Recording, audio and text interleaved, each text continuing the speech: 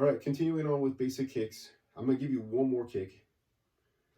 So we've gone over the front kick, side kick, roundhouse.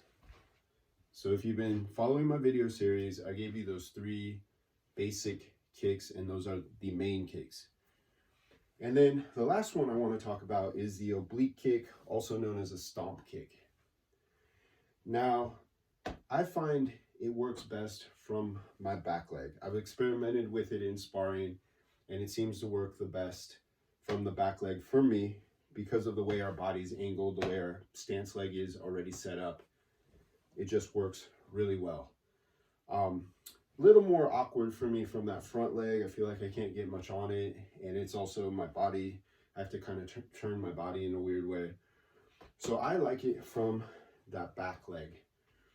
And targeting, I'm targeting either maybe the top of their foot, I'm stomping, maybe I'm hitting the shin, or maybe I'm going higher and hyperextending the knee or hitting their thigh to buckle them forward if they're charging at me.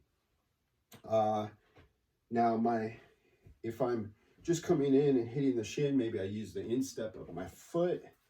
If I'm doing more of a stomp, it's going to be the bottom of my foot. And I just want to mention, when I use this and we're sparring, I usually just go for the shin. I do not stomp at the knee because I do not want to injure my training partner. So that's something to take into account. It is a little bit dangerous if you start playing around with it high, and I don't want my training partner injured, because then we can't train, and I just don't want to do that.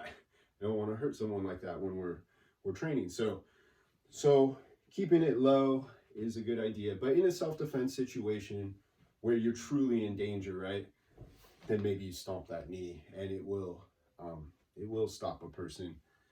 At least it will slow them down. So, practice different levels, going more towards the foot, knee, going higher, shin. And then I will mention, we talked about side kicks already. Like I said, I don't really like that oblique kick from the front leg. So I actually like that low side kick. And I kind of mentioned this when we talked about side kicks. For self-defense, just going low, and you can do the same thing, make it a stomp. So I'm hitting the shin, hitting the knee. And remember, those low kicks are really good for self-defense. If I'm going high, I'm definitely putting myself in, I'm more unstable. There's more chance they'll grab my leg, knock me to the ground, or if they have a weapon like a knife, they have a big target, they could cut my leg. So keeping things low, it's going to be way harder for them to defend that. So make sure you do it from both sides. Maybe do 5 to 10 reps of that oblique kick. Notice how my foot ends up kind of turned out, but that's already kind of how my foot is because in my fight stance.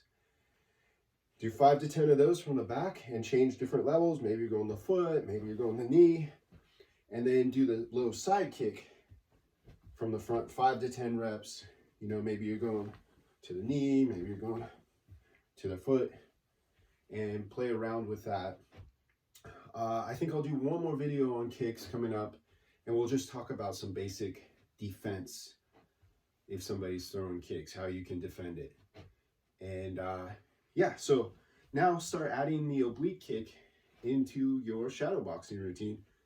So you're moving around, throwing some boxing combos, throw a front kick, oblique kick, low side kick,